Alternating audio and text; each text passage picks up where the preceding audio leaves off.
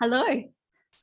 Hello, and it's lovely to see you. It's like feels like it was only yesterday that we did the last recording of it. It does. It does. I still feel the energy of that previous one. It was, talking about personal power, given that was its theme. I still feel the power of that session. Yeah, Yeah. it was a life changer for me. Uh, Yes. I did that session, it wiped me out. I was like exhausted after that. I think it was our longest channeling session ever. Like we went 3 hours, but it Possibly. was like It was long. all Yes. those healings and those light bulb moments. And I actually was in bed quite early. And then I redid it about a week later. I thought, right, I'm going to have another go and Yes. replay it again out, sitting in the garden, well, working in the garden, and a lot more, like, a lot more guidance dropped in and went, oh, yeah, Yes. okay. Okay. And it actually, like, I had to go into a legal thing that was been going on for 2 years. And I went in there and I went, I know where I feel I'm standing in my power. And I Perfect. said to solicitor, this is what we're going to do. And she just went, okay. And I went, that's what we're doing. We're putting a time limit on it. I want this all done and finished. Yes. And I walked out of there feeling light and like I was Perfect. being fair with all parties, that I had stood in my power and asked for what I believed was truly mine. Yes. And I knew in that moment it was done, and the agreement was Yeah. back in 5 days signed. Yep, amazing, amazing. I love that so much. Yeah. And Yeah. other aspects and other relationships in my life too. I'm thinking, right, like I'm always kind, and I did have to do a lot of work Mm, in my earlier years around my awakening with people pleasing. yes. Um, and I've been doing a lot of the work. So I Uh, was like, my we story. all have, we all have, Kerry. And I was like, right, no, standing in your power doesn't mean you're being mean or taking No, from someone else. It just no. means you're putting yourself at the center of your universe Yeah, and speaking up for what you feel you know, makes you feel fantastic. and And including yourself in that kindness. And I think that's the big piece that we often yeah, forget. We got to include ourselves in that kindness and that love. yeah, And like the keeper said, being integrating the solar plexus with the heart, not being all separate self or all ego, and not being only love with no sense of self. Like we need to have the balance between both. yeah. And Yeah. I love that this work that we're doing together, and together I mean you, me, the people that are actually like engaging with what we're putting Yes. out there, and all Yes. those on the non-physical planes that are Absolutely. all like this big moving organism that's Yes. creating. I just love where this is going, and it's timeless what we're gathering together here. Like you could look at Absolutely. this in 10 years and still get golden nuggets from it. I would say so. Yeah, I actually found I went back and looked at one we did introducing the keepers, and I'm like, oh wow, that information's still relevant today, and it's nearly 12 months ago. and, Of and that's when I course. realized, yeah, everything we're doing is Yes. relevant no matter when it's picked Yes. up. Yes. Yeah.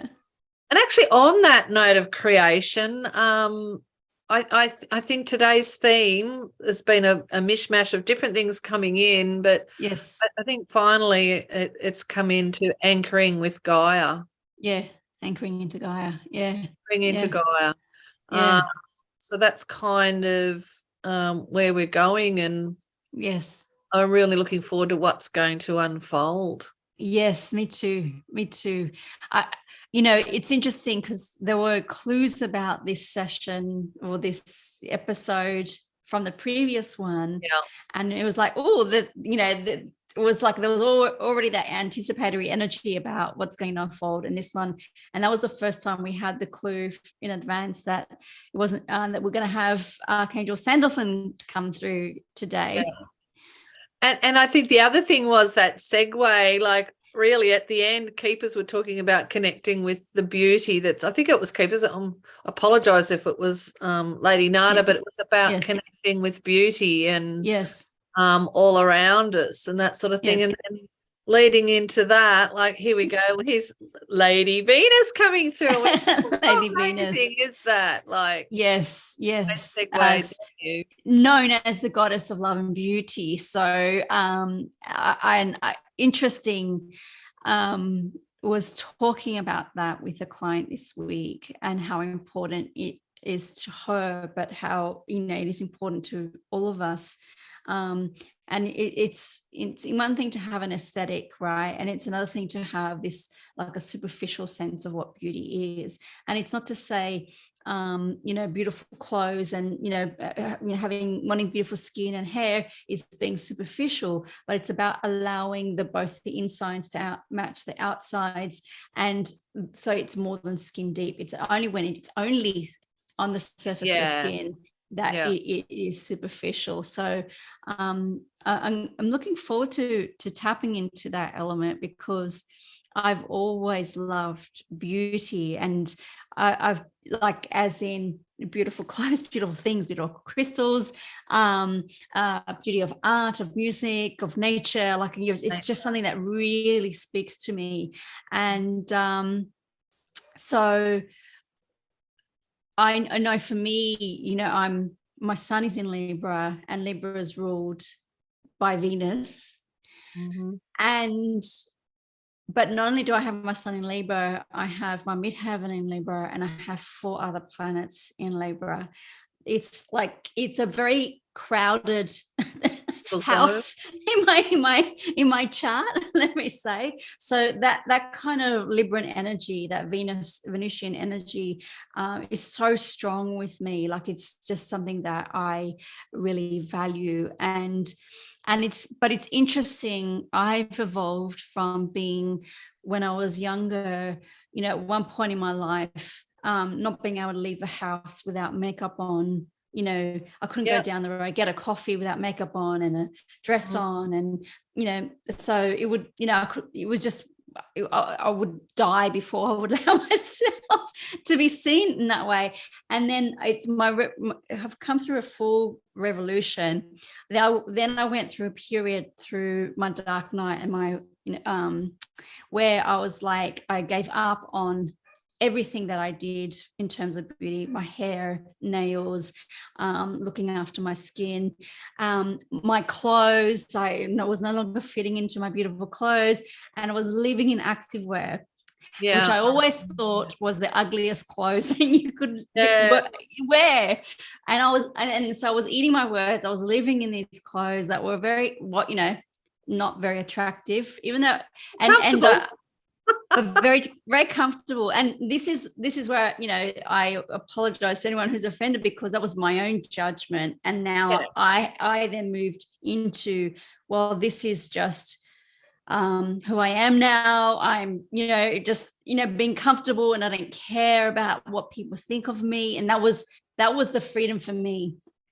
Getting to the point of no longer caring what other people think of me or how they saw me. Like, I wasn't there to make myself attractive or beautiful or pretty for anybody else. I was just there to just be me and move through the world however I wanted to move.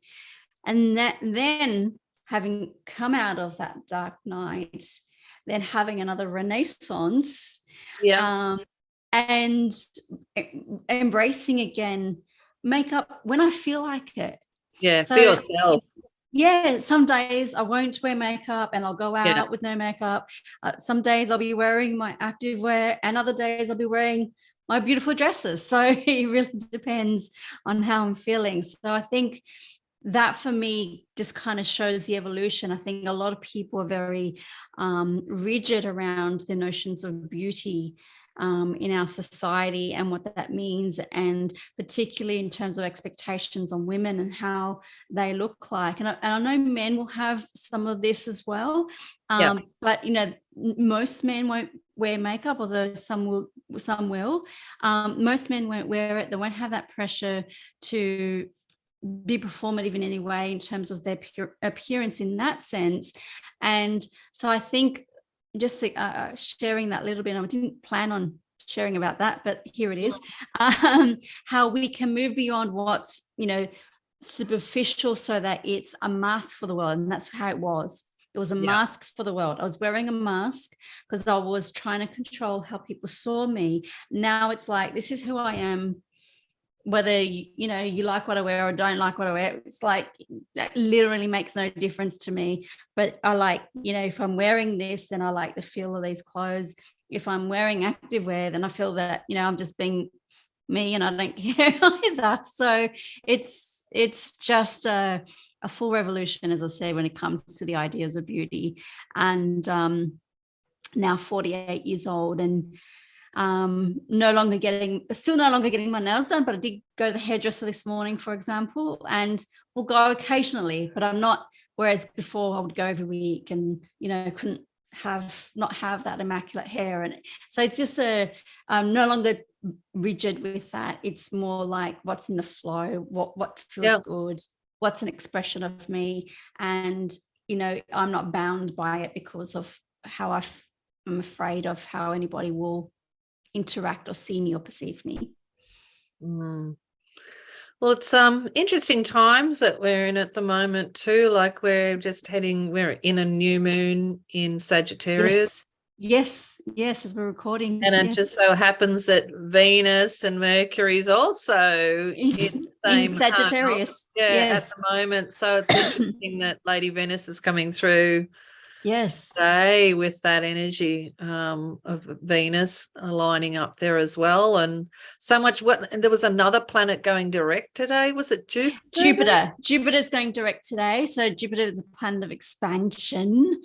And all the good yummy things that we get from Jupiter. So Jupiter's a great expander. So we can have a look at wherever Jupiter hits in your chart to find out what is Jupiter shining the light on at the moment.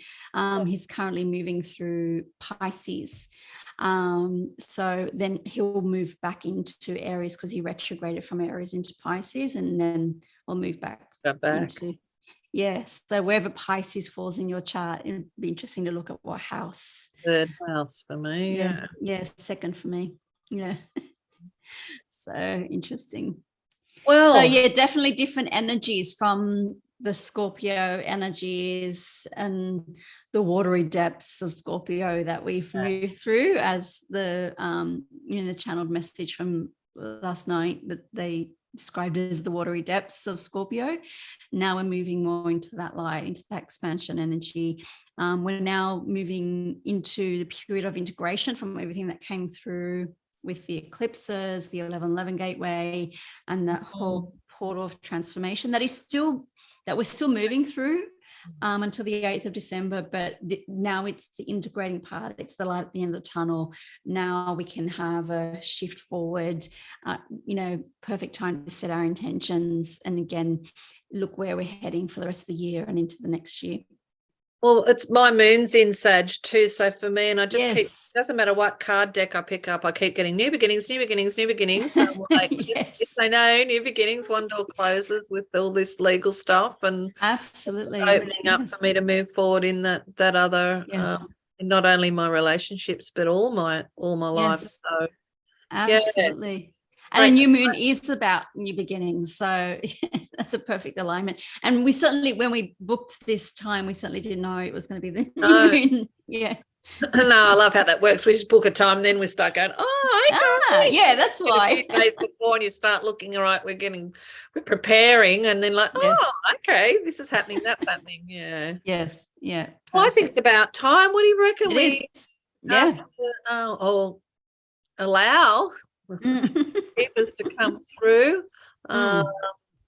and hopefully you're going to be okay, because there's some big energies coming through. There's some big energies, and I have been coughing more, so hopefully I don't cough during today's episode. And I just got my asthma medication this morning, so it hasn't had a chance to kick in. So let's see how that unfolds, but bear with me if I do. But yeah, I'm excited about today's session. Wonderful.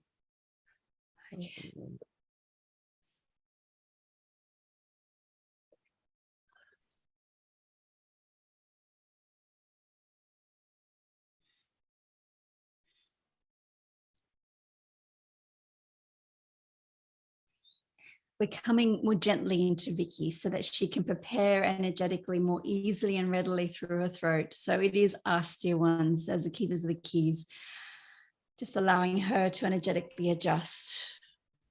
And welcome to you, Kerry, and welcome to all of you in this eternal moment of now. Oh, it's wonderful to be back talking to you in this format again. Yes. It's just lovely. And then Vicky and I were just discussing about the planetary stuff that's going on. Yes. And it's Yes. interesting times. It is interesting times. It is. Yes.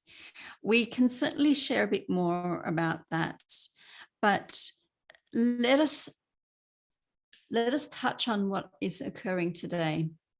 Now, you have mentioned Archangel Sandalphon, and you have mentioned Lady Venus, and you have mentioned the anchoring into Gaia energies. Now, we want to mention that because it is necessary to understand the broader energies of what is occurring and unfolding. When you have had many diamond light codes as have been coming through to the planet for a while now, and this was particularly, it was the peak at the 1111 gateway. So all that was coming through, yet what was everyone feeling? Everyone was feeling fatigued. Everyone was having somatic symptoms. Some people are still struggling and haven't shifted out of that because it has been so much for their bodies to incorporate and integrate. And when you understand how your bodies work, you have, of course, your cellular structures, your organs, but they're all, of course, when you go right down to the very nitty gritty of it, you've got cells, and in every cell is your DNA, in every single cell. So it doesn't matter if it's a blood cell or if it's a cell in your liver or in your heart or in your skin or anywhere else, this is the imprint that you carry throughout your body. Now, when you are receiving these light codes that are coming through, and you are also retaining the cellular memory of adverse experiences or suppressed emotions that you have locked into your bodies, how is that light supposed to move through? Right? So as you go through the awakening journey, as most of you would know, part of that journey is releasing what has been locked into the body and then opening up more to the light. And as we have said previously, this is the process of enlightenment, bringing more light into your bodies. This is ultimately what you are doing. So this is the process that is unfolding at the moment in your bodies so that you can receive more light. Now, for you to receive more light, now we want you to think about this. Your mind, body, spirit, you are three-part beings. The mind and the body are inseparable. They are one. And yet what many of you will do is disconnect from the body. Others will disconnect from the mind. But we see more of a tendency or a pattern to disconnect from the body and be more in the mind than anything else. Up here, let's be more correct. Up here in the left brain, which is more about the shoulds, the woulds, the coulds, all those that are being dictated by logic or rules. And we include rules of spirituality, not just rules of society. Many people will try to disconnect from the rules of society and then fall right back into the rules of spirituality. Yeah. And then just replace a different set of rules, but still falling into the same pattern, but in a different way, expressed differently. So then you fall into rules of spirituality, still being in a very mind-based way, instead of opening to spirit. This is the third part, the alchemical part. You are spirit. Your higher self is spirit. Your higher self is light. This is what. And then as you connect, your higher self connects into your body, you have that portion of that higher self that is your soul interfacing with your body. Now, of course, your soul can carry imprints from across lifetimes. You can carry many things in your soul.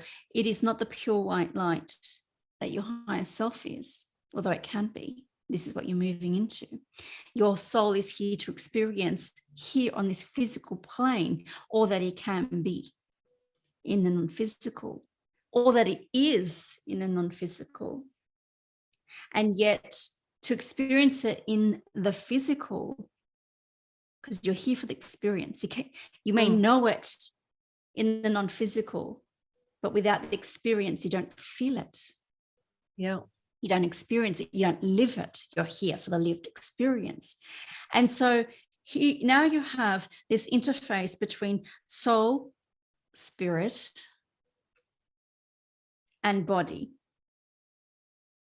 And how do you open up to that? Well, you need to release those cellular memories and energetic imprints of all those lifetimes and of all this lifetime's experiences. And let us say in your physical body, it is more active around this lifetime's experiences. Yeah, okay. The past lifetime experiences will be more active on a soul level. It'll be in your energy field. It's certainly within your multidimensional DNA, as is all that ancestral wounding, but also your ancestral gifts. Similarly, your past life gifts. So this is how it is actually in the body also. So it's in the body also, but the cellular memories are from this body, this lifetime. Making so much sense. Yeah. Yes. And so what can happen is you have these past life experiences. You then want to heal that pattern from past life. What do you choose as a soul? To recreate similar conditions in this lifetime so you can move through it in this lifetime in this body. And in so doing, release and heal the pattern from all those lifetimes. See how it plays together. And I've just experienced that in a big way last week. So Yes, that's really hitting home for me. Yeah. Yes. And so now you have all of these things that you're needing to release. The light is hitting your bodies. What is it going to release first? It's going to be dependent on your individual soul, what it's ready to release. How is it coming up? And let us also say this timeline of your soul is going to be indicated through your astrology. It's going to be indicated through your divine blueprint. And the divine blueprint is reflected in your astrology. And some readers can read that. And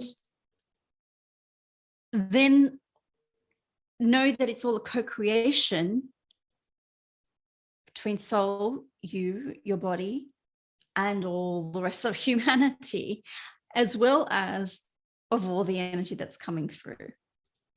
So here you are having this very physical experience to non-physical energy. Yeah.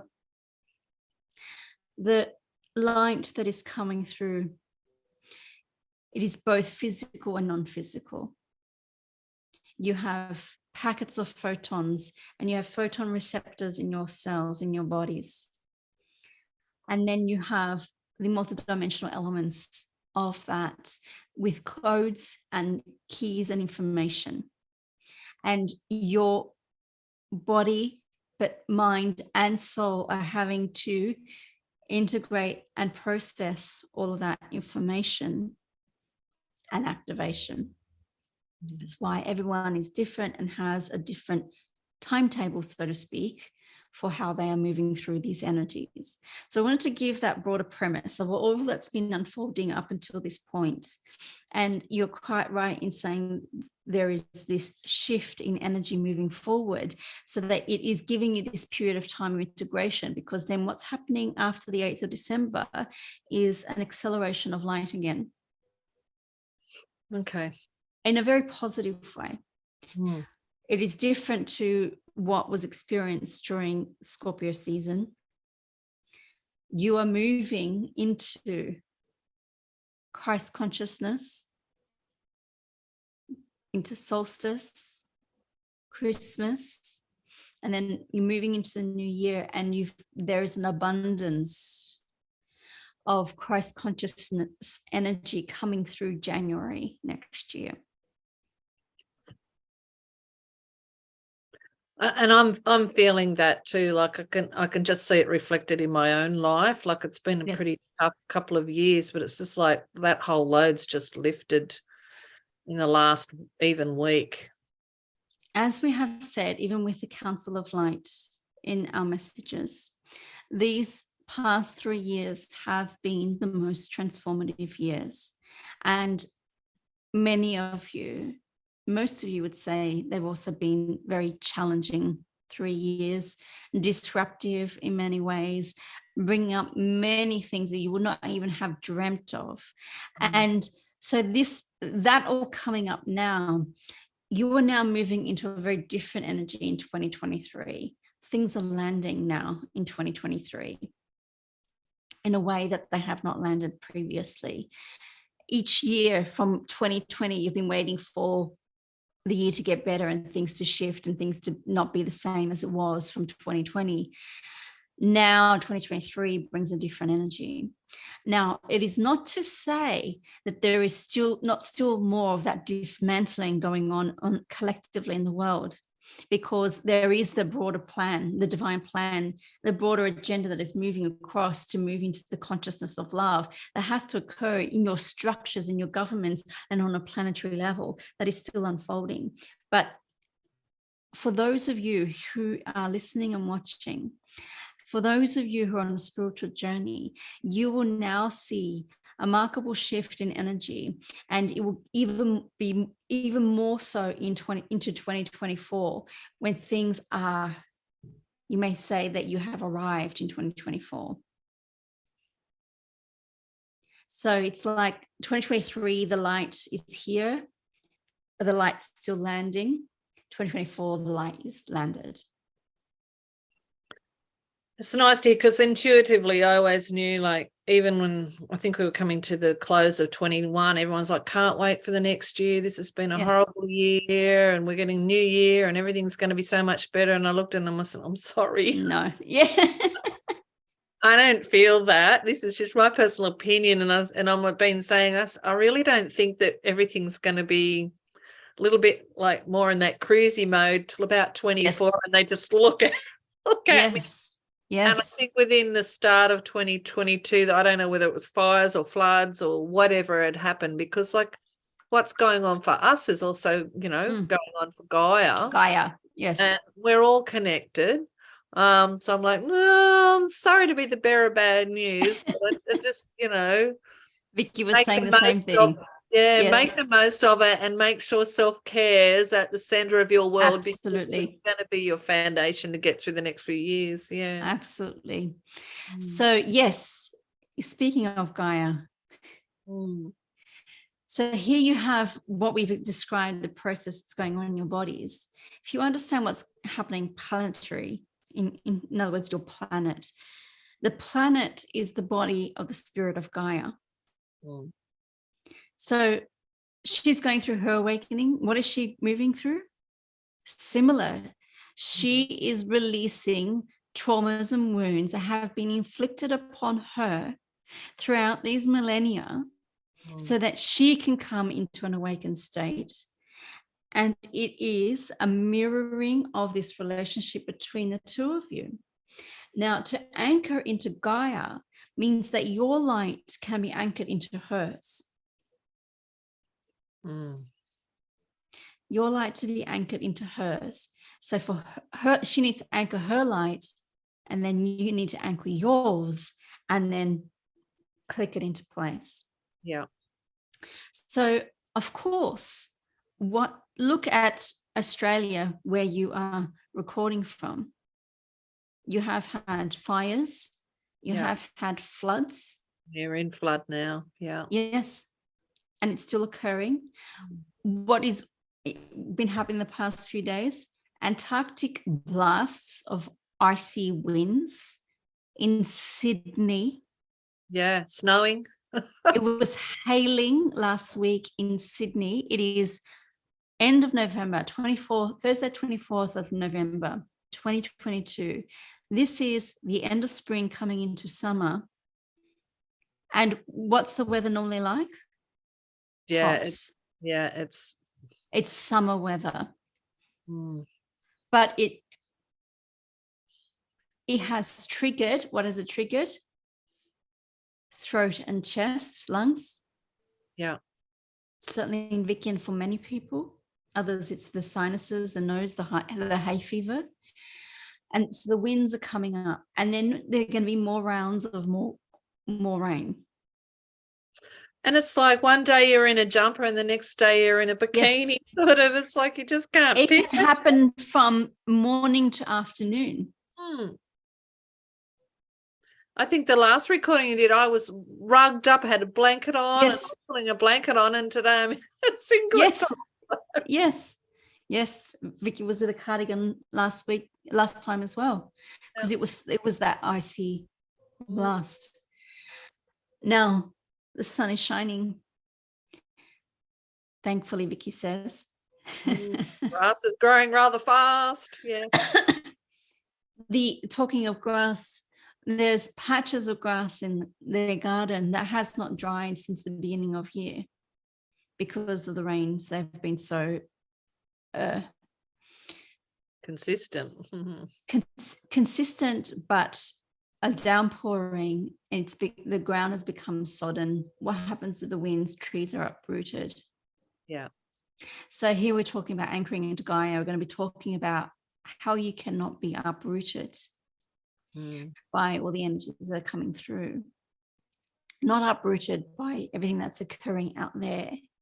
Not uprooted by everything that you're needing to move through. Being anchored, meaning that you have deep roots into Gaia. And so these strong winds won't uproot you. You may sway and flow with them. But you may still have these broad branches that reach up into the heavens. And this is the meaning of how you can have those deep roots into yourself and into Gaia and be supported by her, as well as by the light. Because the light is not just up there. The light needs to come through the body and anchor into Gaia. So it's one of the favorite things I love to do when I'm doing group work with people is to just get out, get your shoes off, get your feet on Gaia, and then we do a little anchoring session there where they become the tree. Yeah. Yes, becoming the tree. And that's a perfect analogy, because you can look at your energy system as a tree of life. And indeed, when it comes to the Kabbalah, looking at the tree of life, and you have the Sephira, you have the energy centers, and you have the energy channels, it is about anchoring that tree of life into Gaia. In other words, anchoring your light into her. So when you understand you have your energy centers, your chakras, then you connect all the way up to source, to the great central sun, and bring that light through, and you connect into your higher self and have your higher self connect into your bodies and through your energy channels, and then begin to connect into Gaia through your Earth star, which doesn't just end there, dear ones.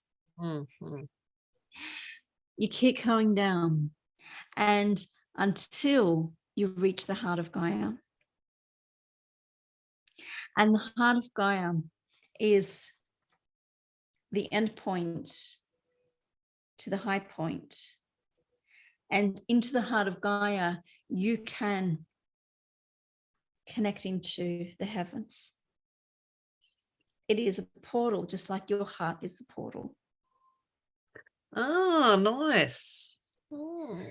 So when you anchor into Gaia, you're anchoring into the heart of Gaia and opening up multidimensionally to all that is.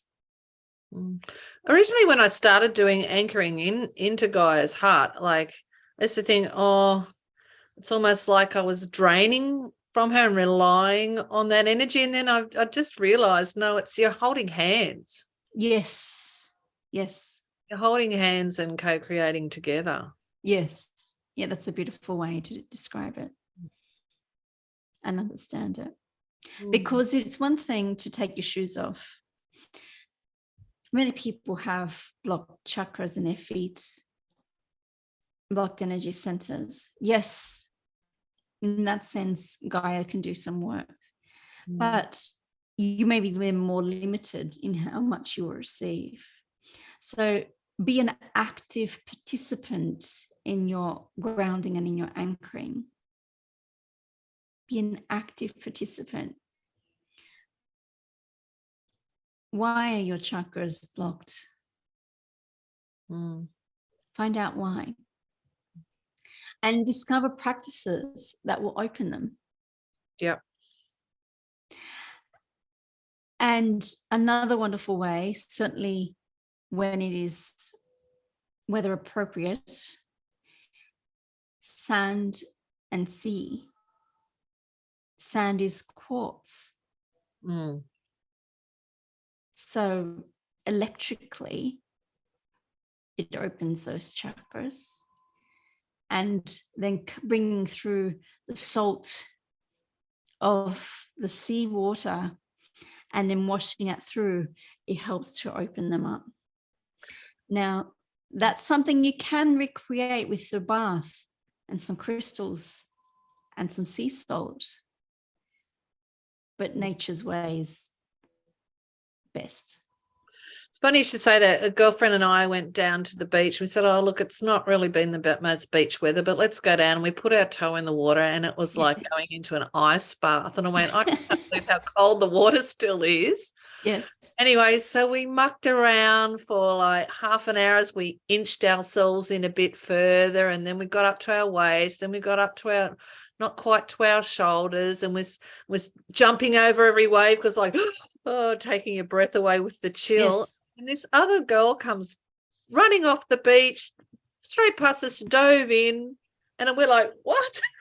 She went, oh, that was refreshing, but I'm getting straight back out. And she got back straight back out. And I looked at my girlfriend and I said, that's it. I'm diving in. I said, we've come this far. Let's get our hair wet and go under. Yes. I handed my glasses over to her. She said, are you really doing this? I said, yes, I am. And I just dove in the water. Yes. And when I came back up, I was like, oh, my God, why didn't I do that at the beginning? It was just refreshing and revitalizing. And, it's free and it's just freeing. And she looked at me. She said, all right, you're going to hold my glasses now. I'm doing it. She said, why did we do that at the beginning? But it was a really nice lesson of how sometimes we put roadblocks in the way to our own benefits and things that we can do for ourselves. But diving in the ocean was like, it was like being reborn. Like it was like, oh, that was just so nice. It is also one of the most effective ways to clear your energy. One of the most effective ways, regardless of the energy, is going into the ocean, particularly when you have those intentions of asking each wave to take more out and release out, and don't have to worry about what you are releasing to Gaia. She instantly transmutes. It's that symbiotic relationship. Look at the trees. They take in your carbon dioxide and expel oxygen, which you need, and then you expel the carbon dioxide that they need. Yeah. So look at that perfect process of alchemy. This is what's occurring with Gaia. So there's much that you can do with that.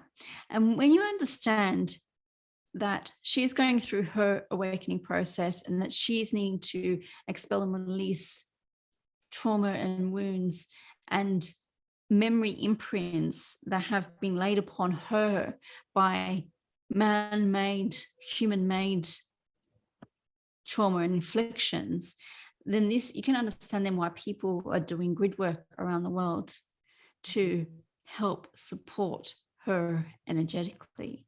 And if you recall, last time we did some grid work by sending energy into Gaia. This is that process.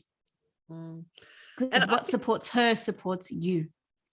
And I also know, like last night I was watching some YouTube, and whatever I was watching finished, and then up came this beautiful, and I've got quite a large television, like up came this underwater scene that someone had filmed of all, like, looked like the Great Barrier Reef with all the Yes. beautiful coral fish, and Yes. see a diver every now and then to show that it's real footage, because you could have thought you were looking at a fish tank, like, Yes. looks so magical. And I thought, oh, I just pulled myself up right in front of the screen, so it sort of enveloped me. And I thought, oh, it's just such gratitude to sit there and just watch these beautiful creatures and the colors. And maybe that's another one for people watching that can't get to the beach or can't get Absolutely. into a bath or whatever, that they could Yes. still tune into that energy Yes. and that nature through their television as well.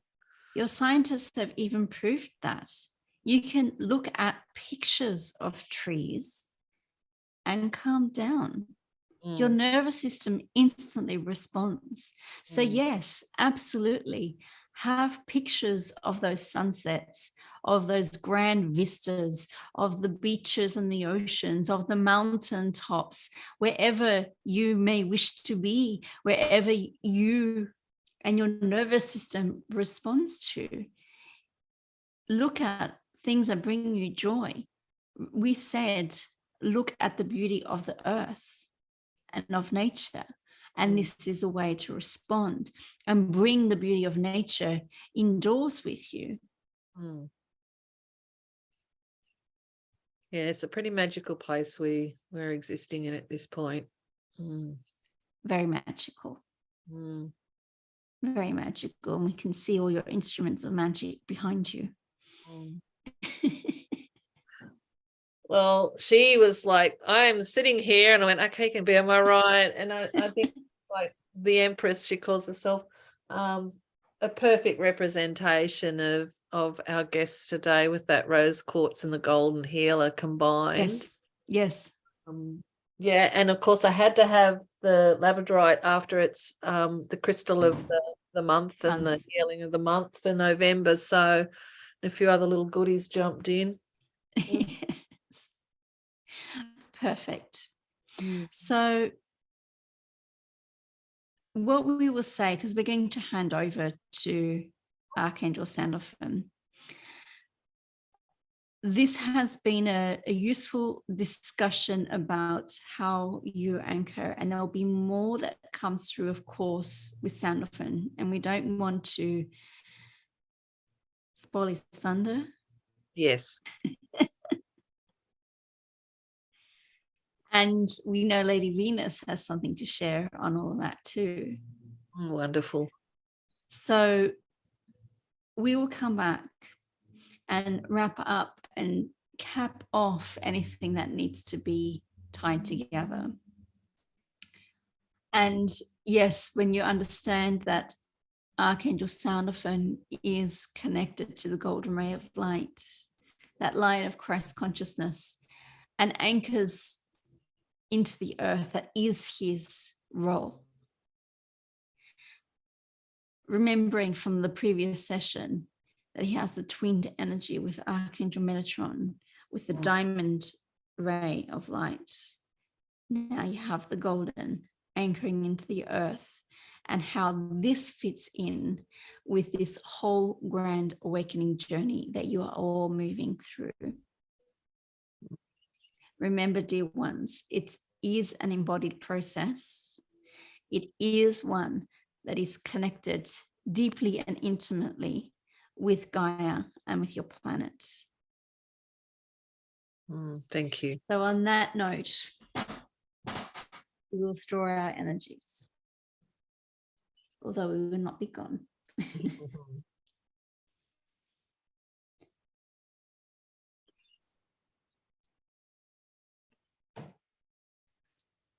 Okay.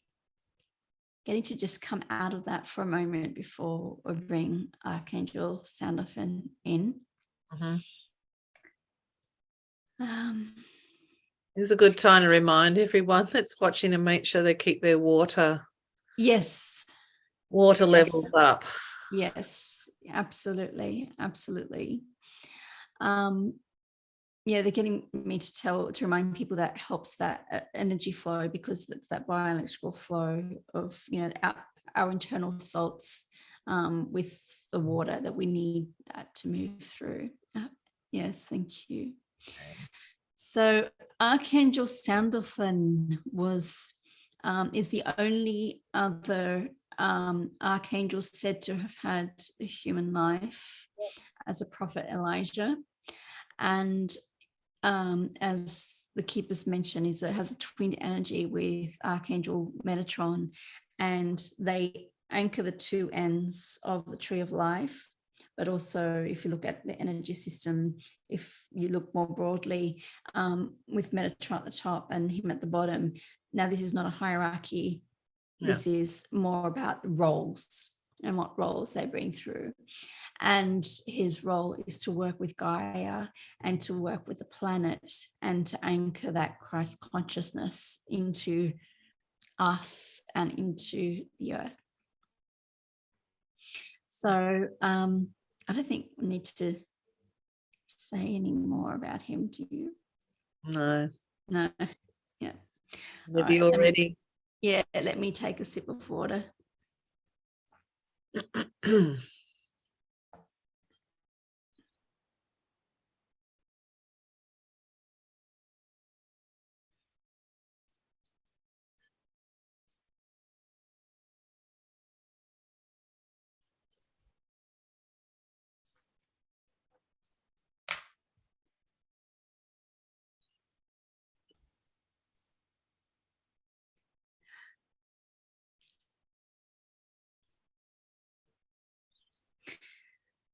Hello, dear ones. Welcome, Sandalphon. Welcome to you. And welcome to everyone who is listening, watching, here in the eternal moment of now. Thank you for the opportunity so you may hear my message, listen to my words, receive my energy, and in a co-creative process, reflect on what is being shared and adopt, incorporate any wisdoms that you are, with free choice, adopting for yourself. Lovely. Thank you. I look forward to it. Let's get Vicky more comfortable. The body's an interesting thing, is it not? Mm-hmm. And I want to start there. Here you are in your human bodies. Your human bodies age and decay. This is how you see it. And are temporary. And yet you are eternal souls. And it is why you are, no matter what your age, you feel eternal. It is why death comes to you as a shock when someone dies or crosses over. It is a shock to you, even if they're very old, according to your standards, or have been suffering or have been struggling for a long time. Regardless of how that happens, it can be still a shock, a rude awakening, in what some would say, when it comes to how temporary life is. Yet your sense of life is that it's eternal, and it is. Life moves on, does it not? Now, life moves on the planet, certainly, but it also moves on into another form.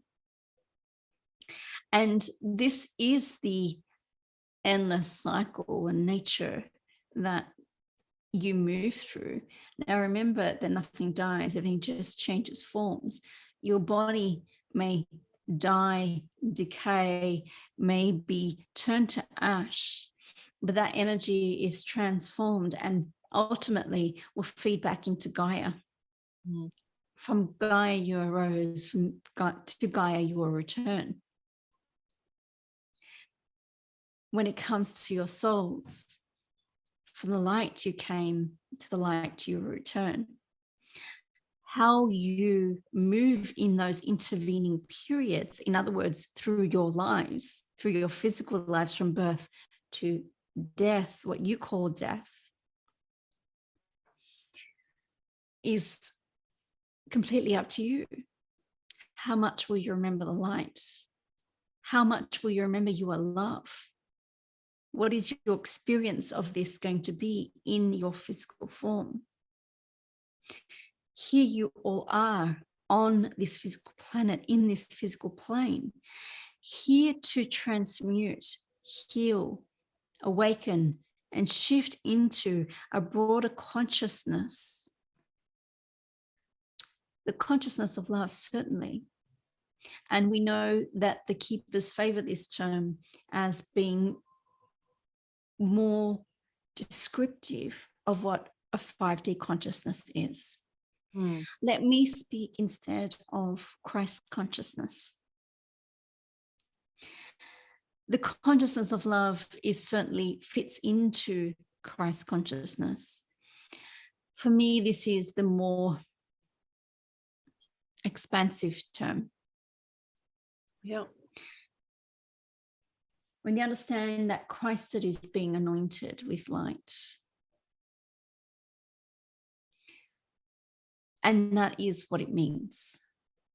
And that is what we are referring to when we speak of Christ consciousness. We are not specifically referring to the man known as Yeshua, Jesus, on this earth plane. Although that is what he was bringing through. I think of it as Jesus anointed with light. Yeah. Yes, exactly. He became Christed when the Holy Spirit came into him upon his baptism. And that is when his ministry began.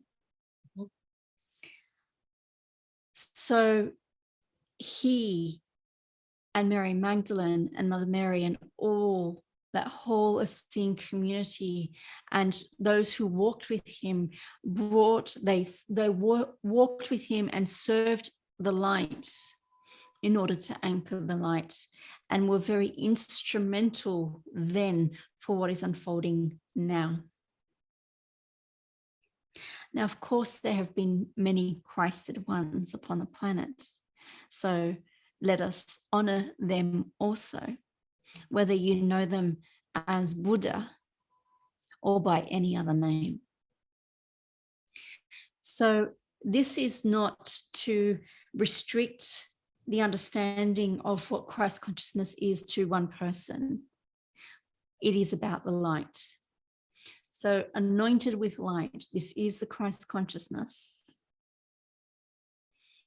That is how the light comes into the earth, is from the diamond into the gold. It is a twinned energy for a reason, dear ones. What anchors is through the gold. Have a look at a candle flame. What color would you call that? It's pure light. It's a golden light. Yeah. Now, as the light gets, let us say, more concentrated, as the light becomes more concentrated, it becomes white.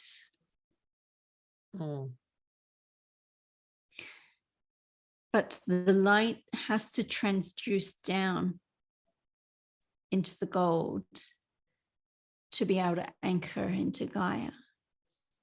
So this is my role with my brother Metatron into the earth. He brings the light, supports the light, and the light codes, and I anchor. This is our twin role.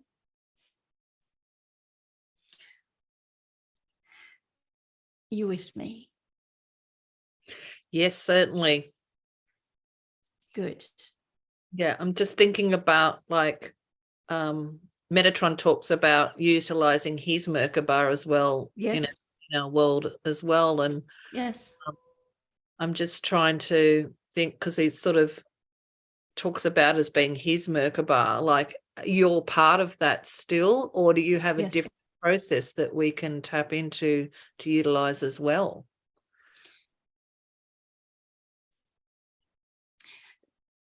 The possessive pronoun his is an interesting one. It is more a human one.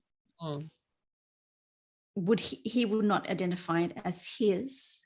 It is something that he utilizes to bring through the light.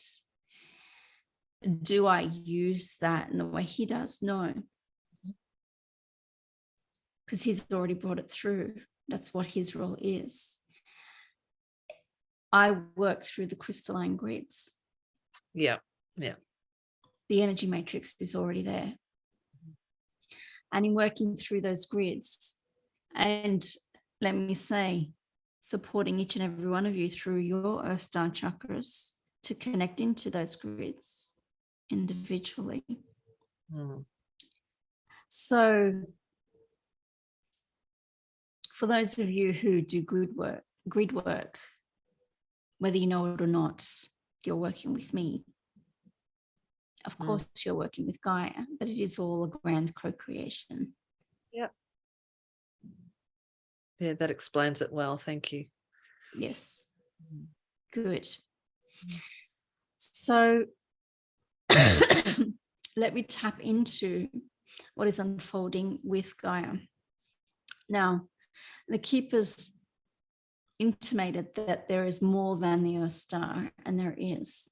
There are grid points as you go all the way down into the heart of Gaia. There is a final point deeper than the Earth Star that Vicky has been calling the deep Earth Star. That is a good enough term. Now, others have identified this at the level of what they call the dolphin matrix. Yeah. So if you understand, Gaia has an energy matrix that supports through the crystalline grids. And this has been laid down even before Gaia was formed.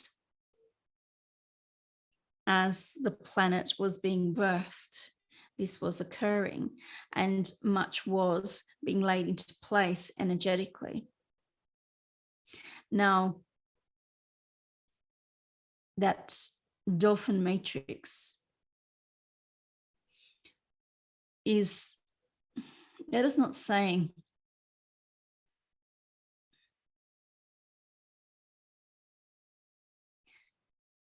let me explain that term.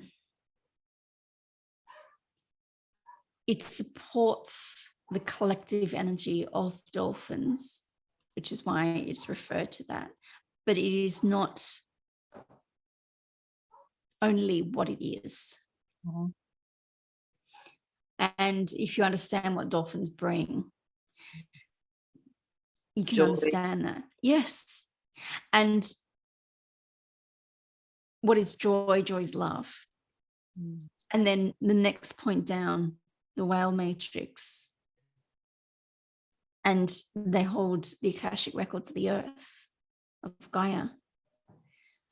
So these are the connection points into Gaia. And at this point are no longer personal chakras. At this point, you have merged with Gaia. From that deeper Earth Star point, you are now merged with her. But that connection continues to go down until all the way into the heart of Gaia. Now, you don't need to think of it as a physical place like it's the molten core. It's multidimensional. It's where it's the concentrated heart of the energy matrix, or matrices more accurately, and how they come together. It is like your heart. All veins and arteries come together into the heart. It's like all roads lead to Rome. In that sense, this is the heart of Gaia, where all matrices and grid points come into her heart, and that is what her heart is. So of course it is a multidimensional portal opening into the divine. Could not be any other way.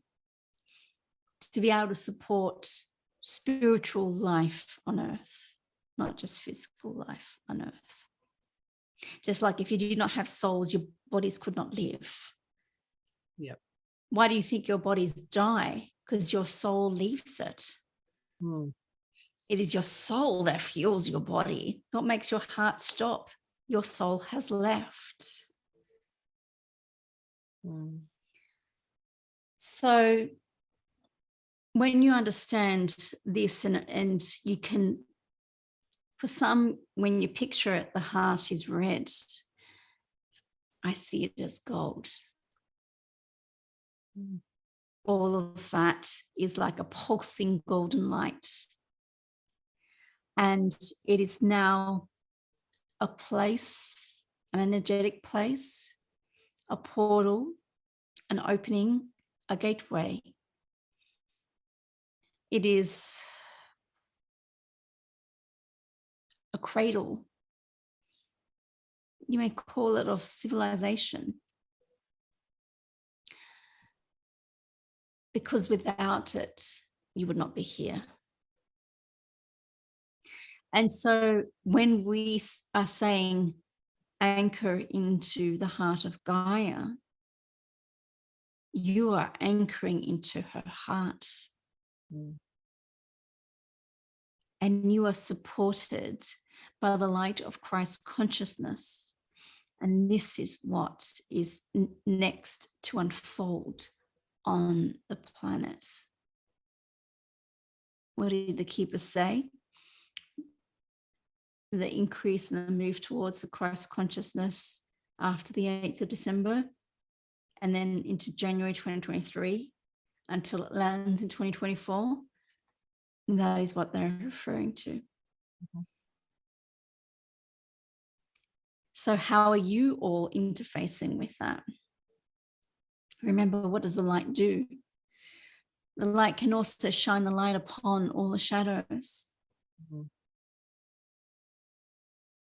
So all the shadows are coming up within humanity. And then personally, all the shadows come up within you. Is why it has been an uncomfortable time, dear ones. It is uncomfortable to move through all that has been hidden before.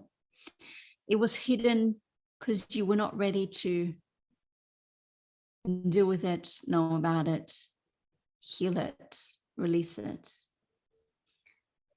And on one level, you may not feel ready, but the time is ripe. The divine plan is at play. And the keepers know this because they are here to support the divine plan on earth, as am I.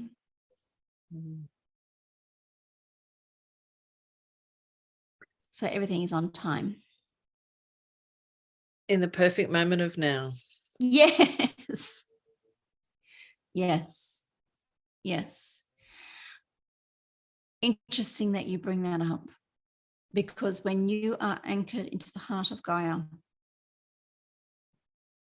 as you anchor into her, all that external noise drops away. There is the expansive energy that creates a sense of stillness around you. There's space around you. You're not crowded in by the noise and the lights and the sounds out there, but you've now created a bubble of space, a bubble of light around you. And in that energy, you are fully present in that eternal moment. So when you are anchored into the heart of Gaia, you are anchored into calm and presence in the eternal now.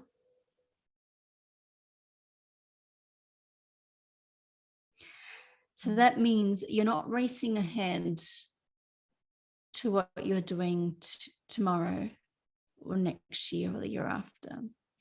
You're not racing back to what happened last year or the last conversation or in your childhood. You are fully present now. That is not to say that I mean don't look back or don't plan ahead, but you're doing it in a state of presence.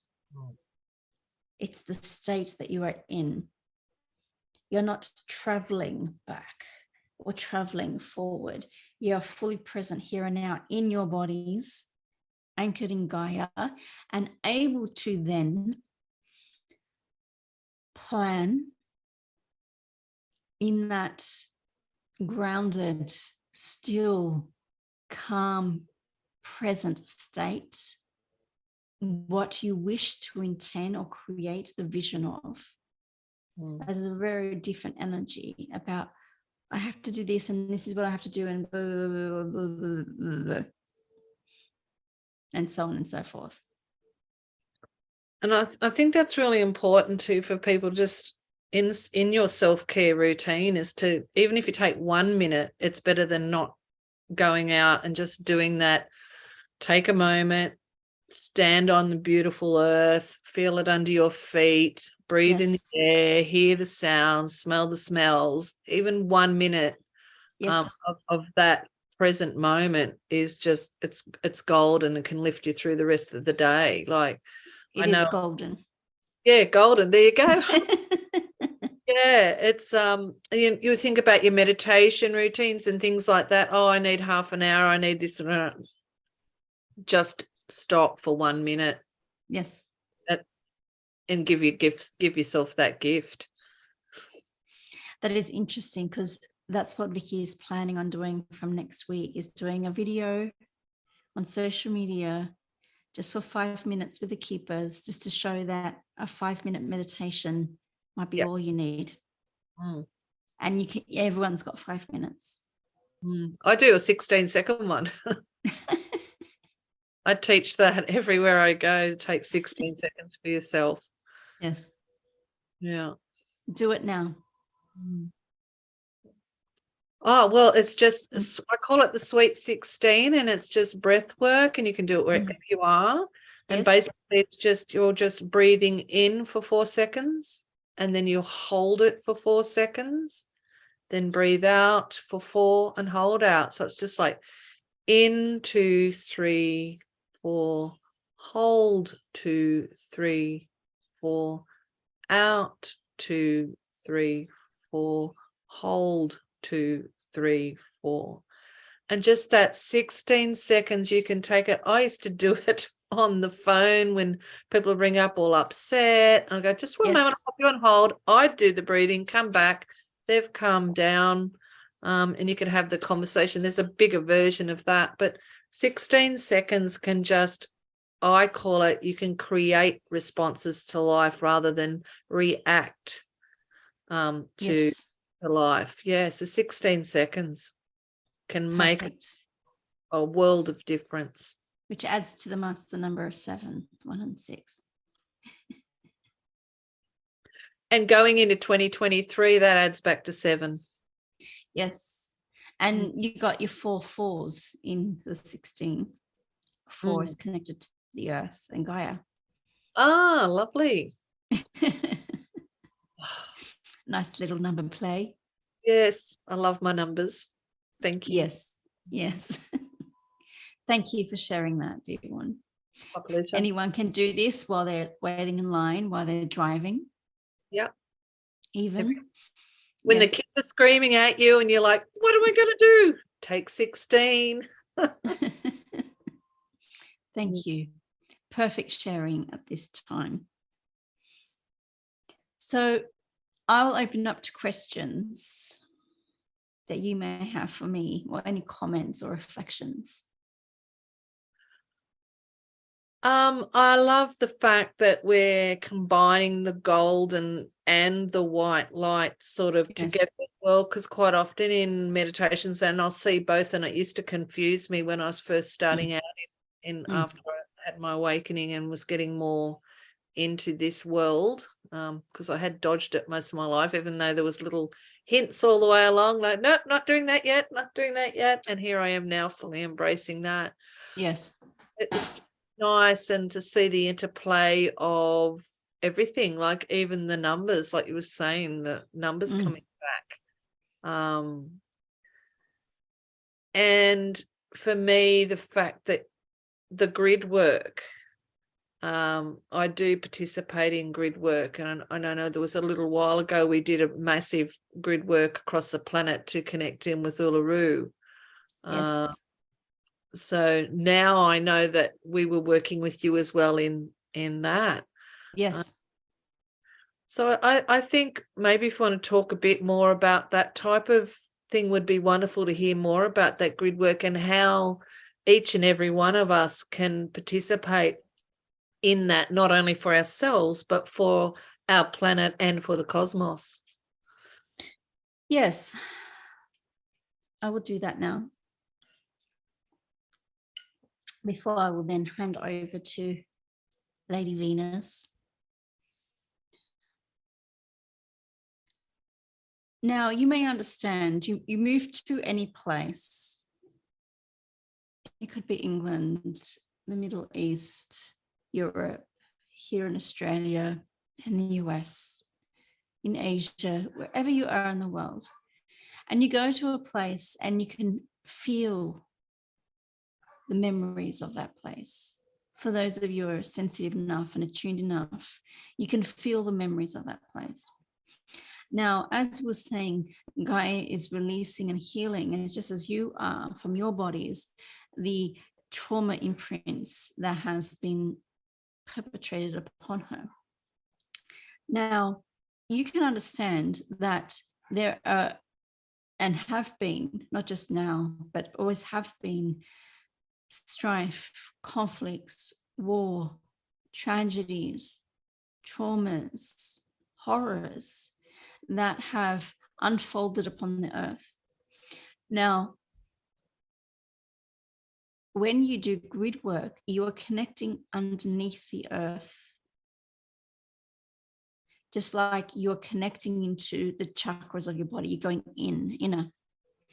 So you're going into the earth. So let us go to Iran. That has been something that has been coming up for the past couple of discussions that you have had, and it's still unfolding.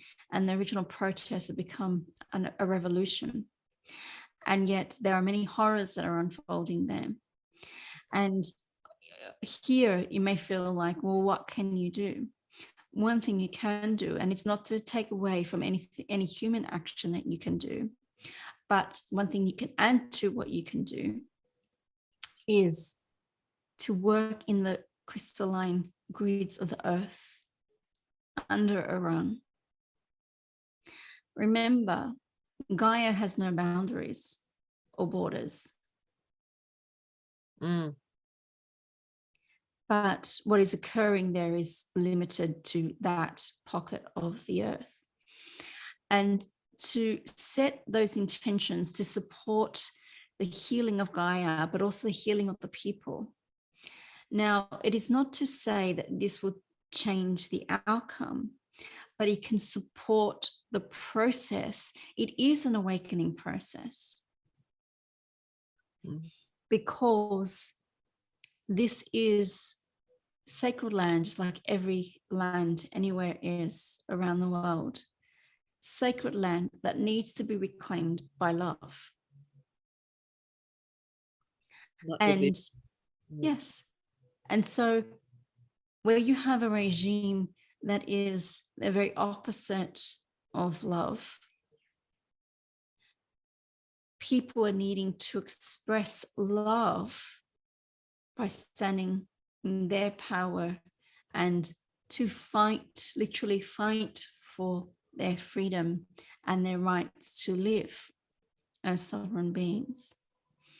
So now this, through that awakening process, however, there is those memory imprints of the tragedies and even the slaughter that is occurring there. So you may call upon me. You may connect etherically to crystals.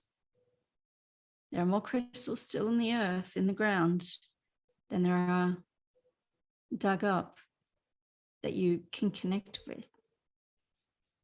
Connect etherically to the crystals, etherically to the crystalline grids. So I'm doing now.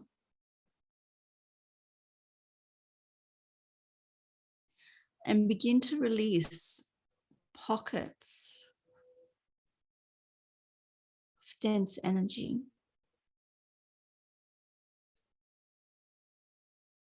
Now, for those of you new to grid work, that may not be where you wish to start. What you may wish to do is just connect any place in the world and connecting to that golden matrix and connect to that light. And as you connect to the light, you feed that light and it feeds you. And that might be the simplest thing you can do.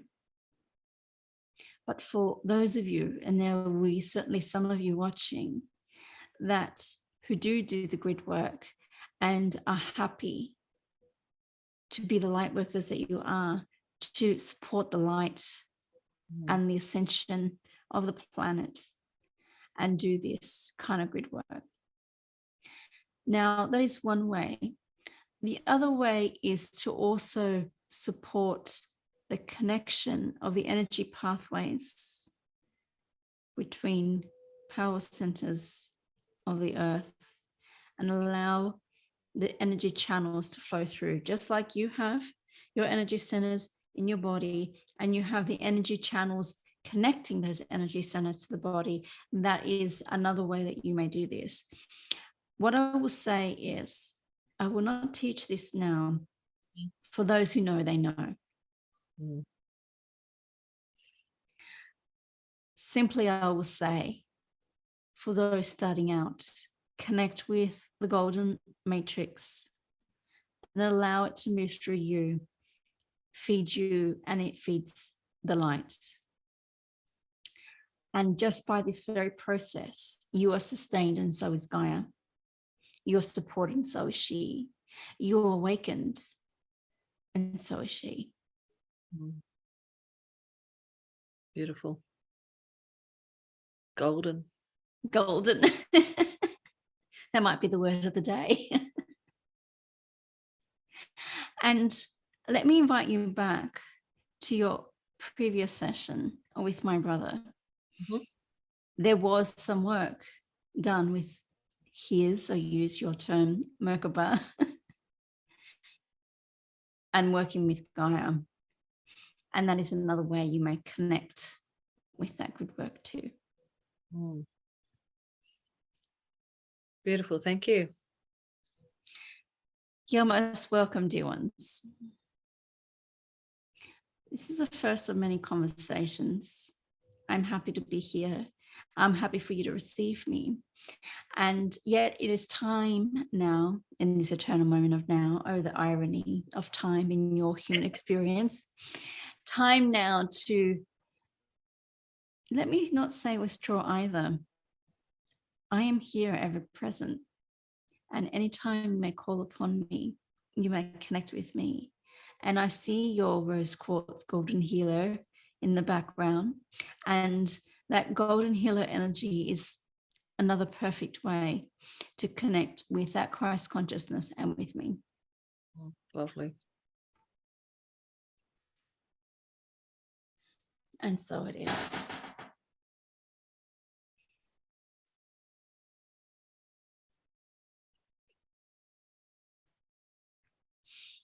Wow, he has such a sweet, gentle energy.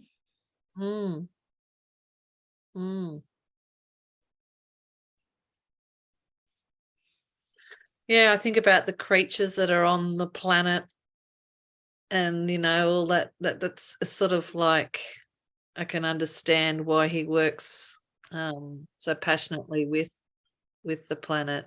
and those. It's funny, I just got a flash of St. Francis of Assisi as you were saying that, and kind of feels like they were very Sandalphon and him were very connected, because that's another way of working with Gaia's energies is working through and with the animals, or with, plant medicine, herbal medicine, crystals. Because they come from the earth, Into the crystals today, Yeah. I just brought them up too. And I just realized I've got this Aboriginal artwork Yes. behind me as well, which is another connection for us to Gaia. I've got my Aboriginal painted mug. And that's something actually I want to honor, because it's something we haven't been doing. But yeah, I want to honor that. I know we're both on unceded Aboriginal land, and I'm on the land of the Bidjigal people of the Eora Nation. So say that again. Yirapai.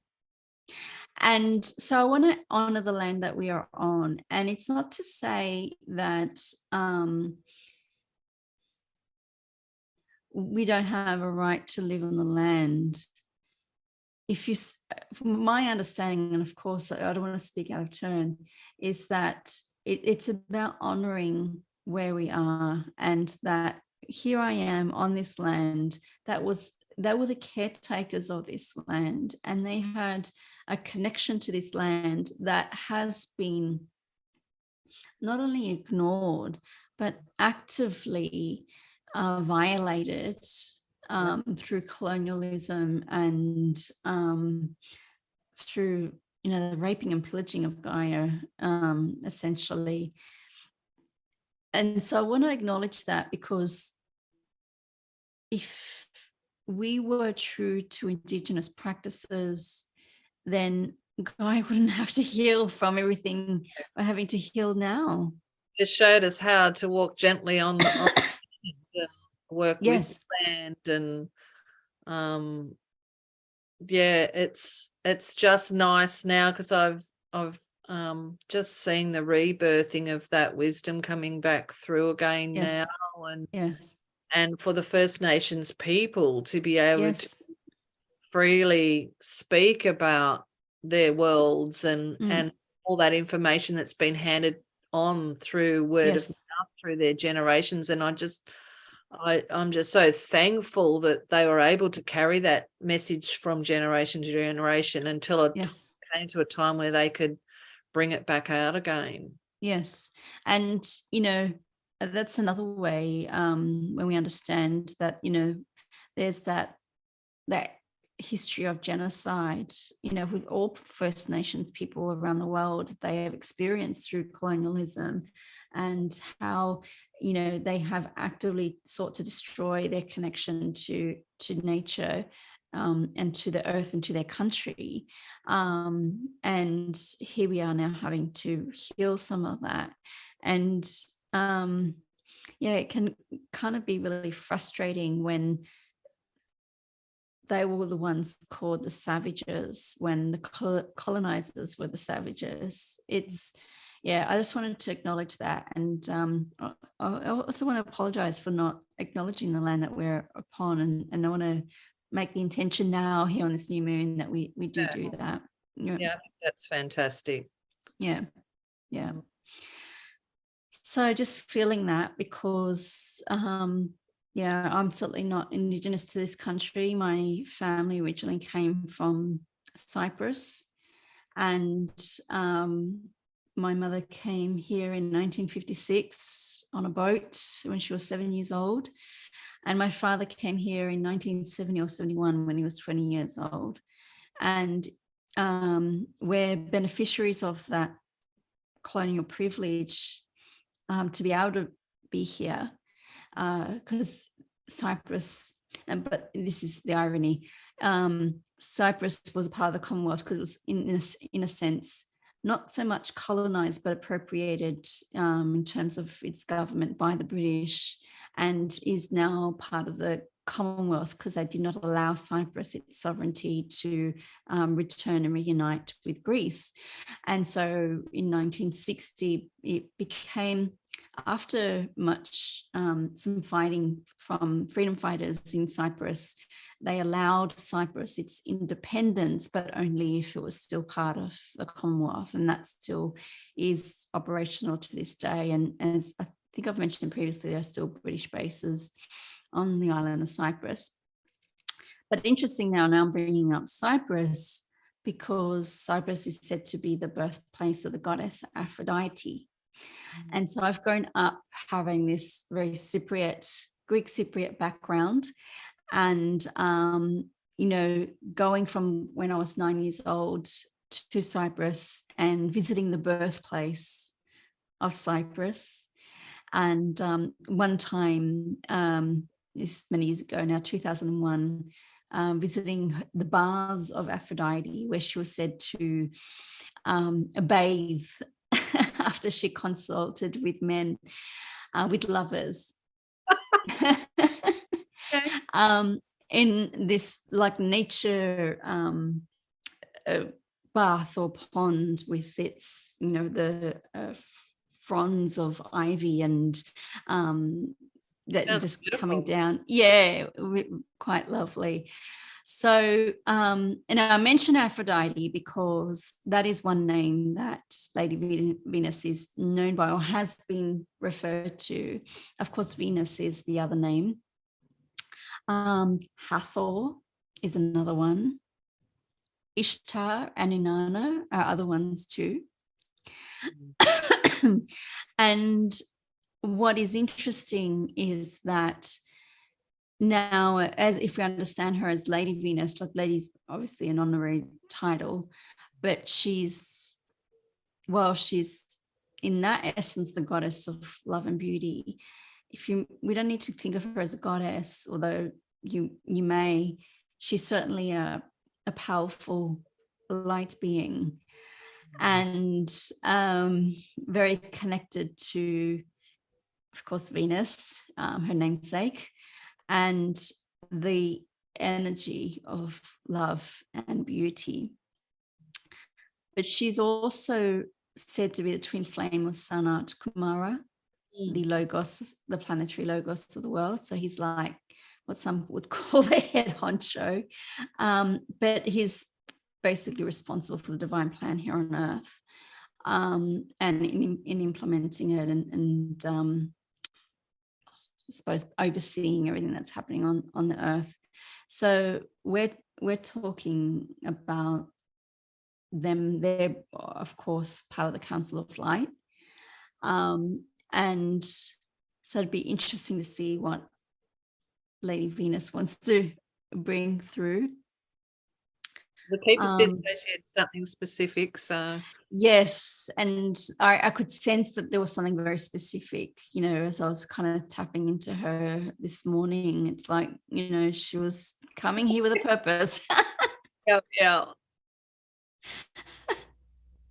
So I don't know if there's anything else we need to say about her. Just have a drink and sit back and feel the energy. I think there'll be a beautiful strength that we'll experience with her. And I think going back to what you said, how there was a mentioning about beauty as we're closing off the previous session, that was such a segue to this, and not knowing, because it was just last night when you were asking who else is coming through, and I was like, who is it, and it was Lady Venus. So I think it just ties in perfectly. So while I didn't know till last night, they definitely did. Okay.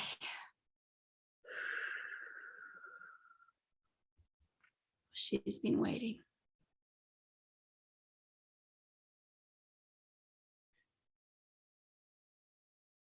Indeed, I have.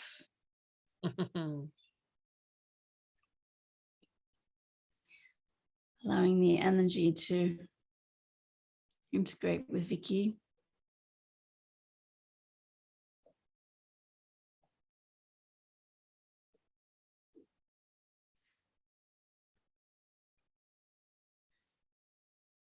Indeed, supporting her breath and her throat.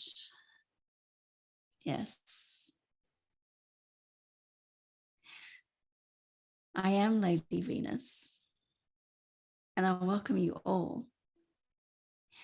I have a very specific purpose.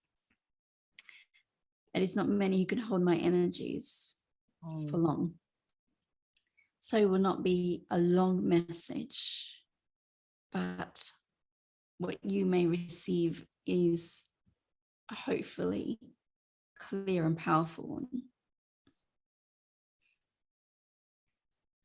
Well, it's wonderful to have you here, and we had a feeling of the power we were going to be feeling now. So yes, welcome and thank you for coming.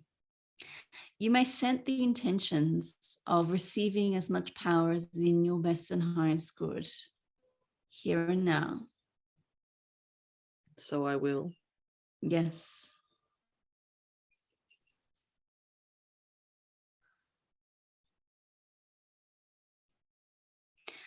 I do work with the breath. And I'm helping Vicky to breathe better in her body. And if you wish to connect with that, for me to support in how you breathe in your bodies, you may do so. For as we shared in the Council of Light with the Keeper's message, much dis-ease comes through disorders of the breath. Now, in connecting into your bodies, what do your bodies need? The breath of life. Yes. So your 16-second process is a perfect reminder to people to breathe. And to breathe that energy not just into your lungs, but into your whole body. I get a whole body process. And I really do connect into the body and allow the energies to flow into your bodies. For your bodies are glorious temples to be enjoyed and to be treasured. And you may enjoy your hair, your nails, your clothes, your makeup. And then you may fling them aside for none unnecessary, all at the same time. What did they have stories about me? Is my nudity. Now, while not all those stories are true, you can understand where they got that sense from. Yes. Now, let's get to the meat of the message.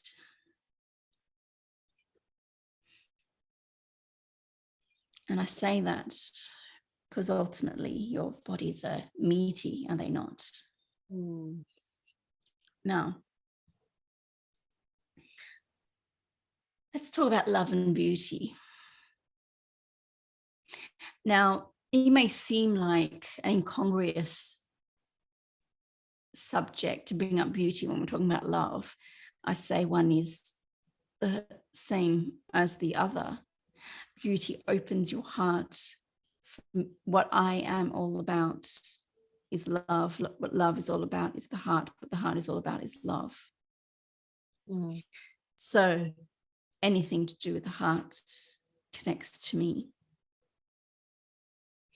Now, whether you wish to think of me as Lady Venus or of any of those names that were previously mentioned or not is completely up to you. Now, I have a strong role with your planet and supporting you all into the consciousness of love. I like that term because it is what I am all about. Yeah.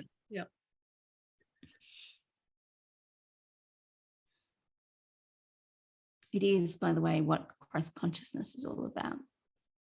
Mm. And yet I'll add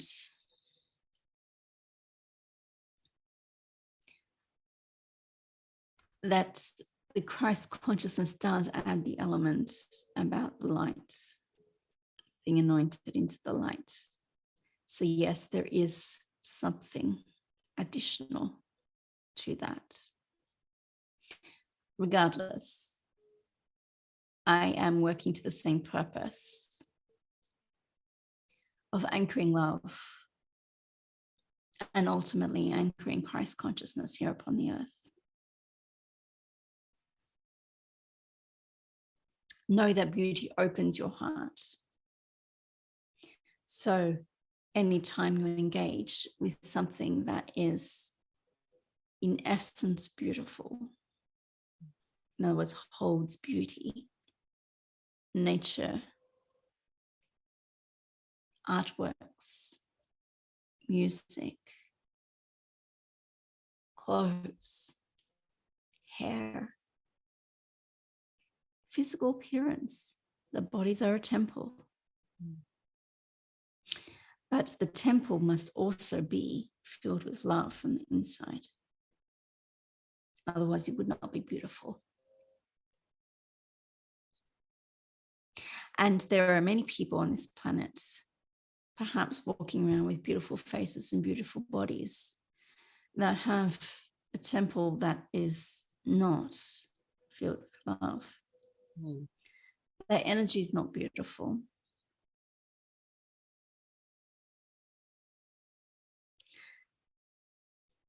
And so while it is something that you may play with, do not forget the inner beauty, the beauty within.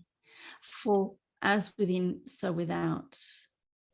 If there is beauty in your hearts, there'll be beauty in your faces. And talking about faces, like a key thing for me, a symbol of beauty is like when you see a smile on even a child's face, that's absolutely beauty. And yeah, I love to see a child and hear the laughter from a child. Yes, there's nothing so pure as that unadulterated laughter and joy from a child. Yes. And it's natural and it glows from within. Yes, absolutely. There is no talking out of that energy. And that is what, as adults, you may do, is talk yourselves out of your natural impulses. So I very much connect into the bodies and support those natural impulses. Now, those natural impulses, remember, your true nature is love. I am here to return you to your true selves, your true natures. You are here to experience yourselves as love in physical bodies, to anchor your light into physical bodies. Here I am supporting you to hold and remember that you are love in physical bodies. And this includes Gaia. And to anchor and hold love in the earth. I am all about the heart. And so let us connect into the heart of Gaia. And this is what I will be doing for you now. This means I am connecting to your heart now, to all of you. If you do not wish to participate in this, you may then turn off here.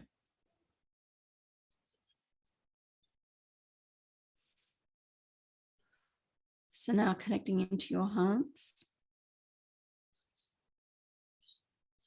which is another glorious temple. You need not go to any temple except for the temple within.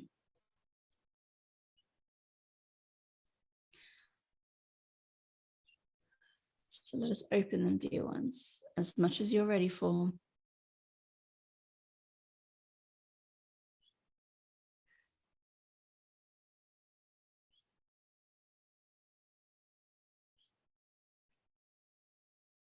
and allow my energies to pour through.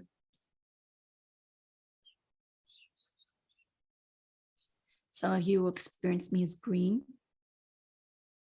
Some of you will experience me as pink.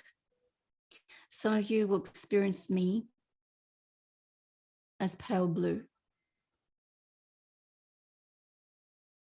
That would be very few.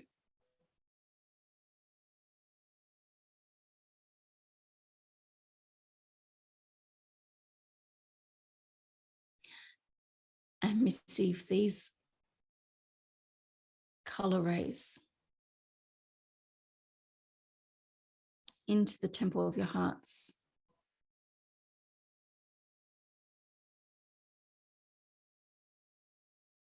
Even as I begin to open the heart of Gaia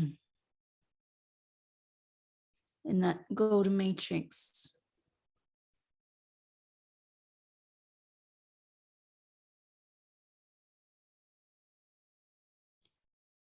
and that golden matrix sending up that energy to connect into your heart.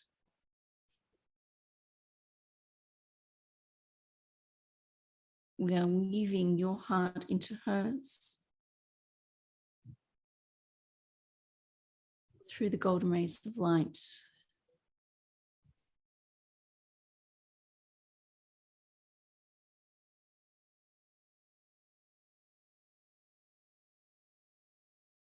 For it is time, dear ones, for you to do so. Otherwise, you will find this coming years more difficult. When you anchor into the heart of Gaia, you are supported by these energies rather than rocked by them. You expand into these energies rather than contracted by them.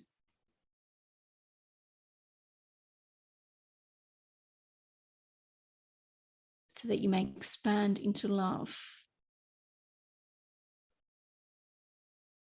and not like so many contract into fear.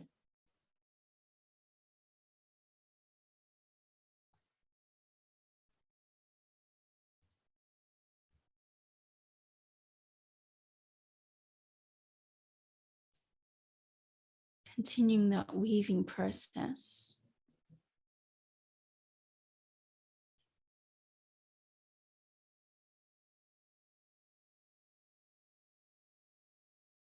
Weaving through your hearts.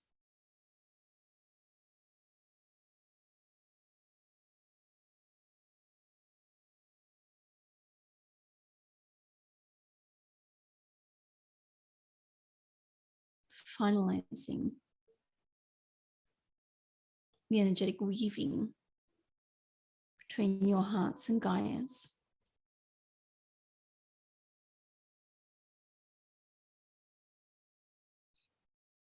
Now, for those of you who have anchored your hearts into Gaia, into the heart of Gaia, you may now weave with each other. Now we have the unity.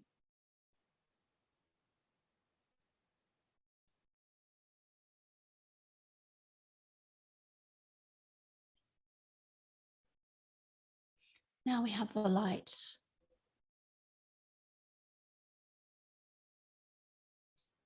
Now you move forward as a collective.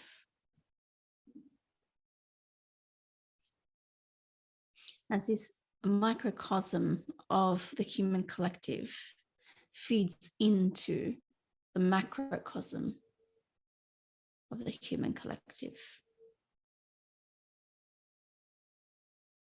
And now we expand those heart energies so that the heart of Gaia's energy expands to all corners of the earth and to all people everywhere through the crystalline grids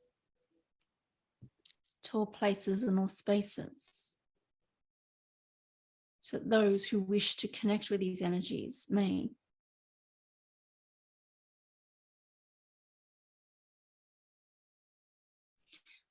Forming a broader weaving from heart to heart, soul to soul, throughout the human collective.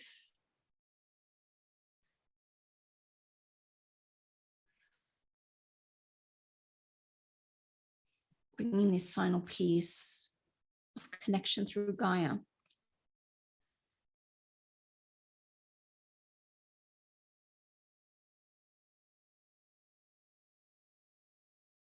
And now you may begin with your own intentions to receive what you need to receive energetically.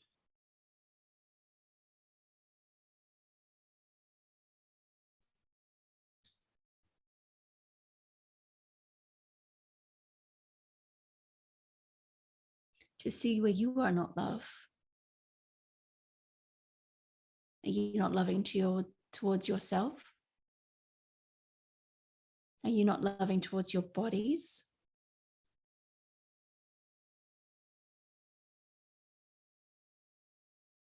Are you not loving towards Gaia? To her animals, her plants, her trees, her oceans.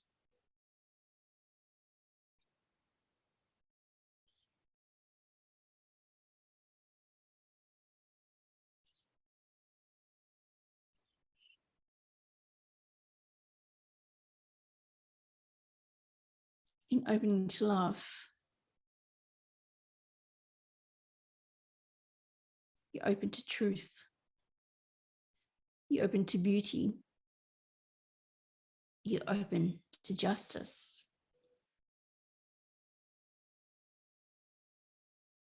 You're open to harmony and balance.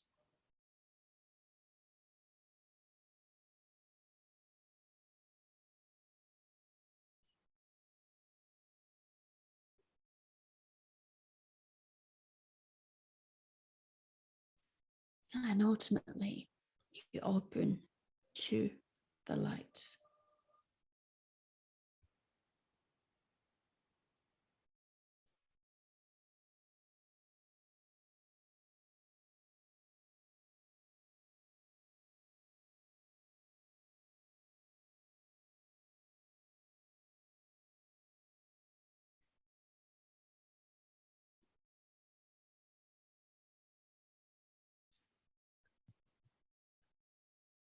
Really put me right out then.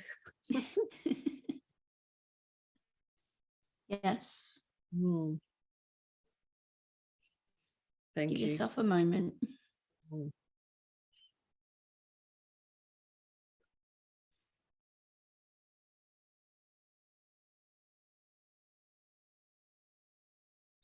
It's flashing me back to a time I did a meditation, and I was gifted the gift of breath. And at the time I'm thinking, did I get that right? It seems to be an odd gift, but yes, it makes so much sense, doesn't it? It's like breath is everything on this planet and connection to all that is. There's a reason why the heart and lungs are together. All in that heart space, is it not? Yes. So thank you. You're most welcome. Yes. It is time to leave it here. That is enough for now. I'm pleased if you stayed with me, with us, that you are here and are welcome the next opportunities to be here again. Lovely. With the greatest, most expansive love. And so it is.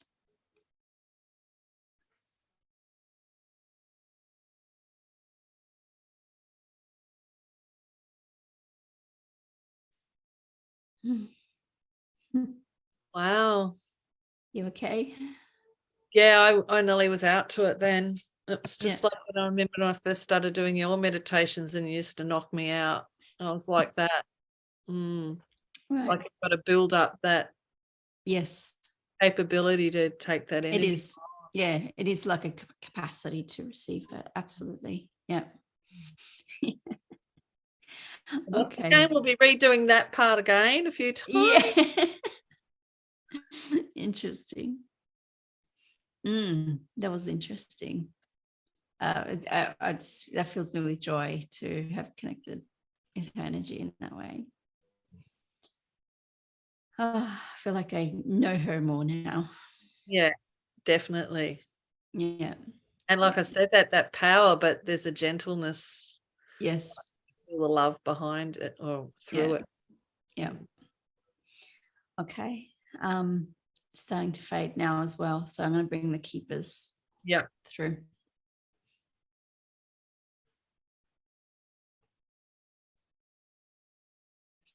It has been a journey, has it not? A beautiful journey. A beautiful journey. Well, full of beauty.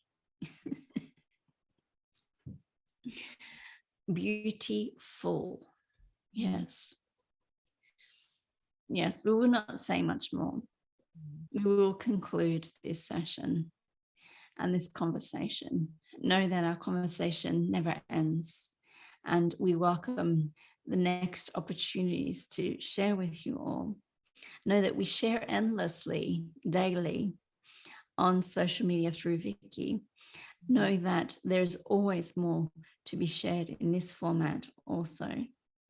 We do welcome the opportunities to share in our 5-minute meditations. Yeah. And we will share that next week. So what we will say is from our heart to yours. As always, we send you much love.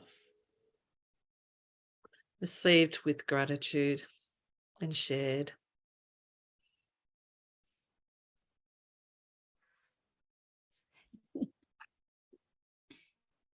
I'm just wondering how long that was. It seems so much shorter than, last week was. Yes. We still not even gone 2 hours. Yes. Wow. Well, last week was almost 3, so. Yeah, but it feels like about 45 minutes. It's like a Yes. compression of time, this one. Yes, absolutely. Yeah.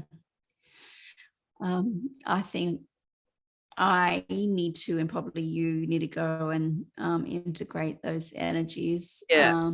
And I think anyone else also. So I want to thank everyone for listening and watching and being here with us and sharing your experiences with this format, these messages, whatever is coming through. Take whatever feels true for you, and know that we are sending you love also. And thank you for connecting with this material. From my heart to yours, Kerry, and to all of you, I send you much love. Lovely, thank you. And I just want to remind everyone, take care of yourselves, people. Yes. Get that water in, get that 16 seconds in, or get down to the ocean or the river or your backyard. Yes. Whatever it is that you like to do for your self-care. Or those pictures of nature, if you cannot go anywhere. Yeah. Wonderful. So thank you. And I look forward to our next gathering. As do I. And we have no clues who it will be. No clues this time. We have to wait this one out and see. Lovely. Yes. See you then in December. Yeah, sending everyone so much love, and to you, Vicky. Thank you so much. Thank you. Thank you for holding this energy. Bye.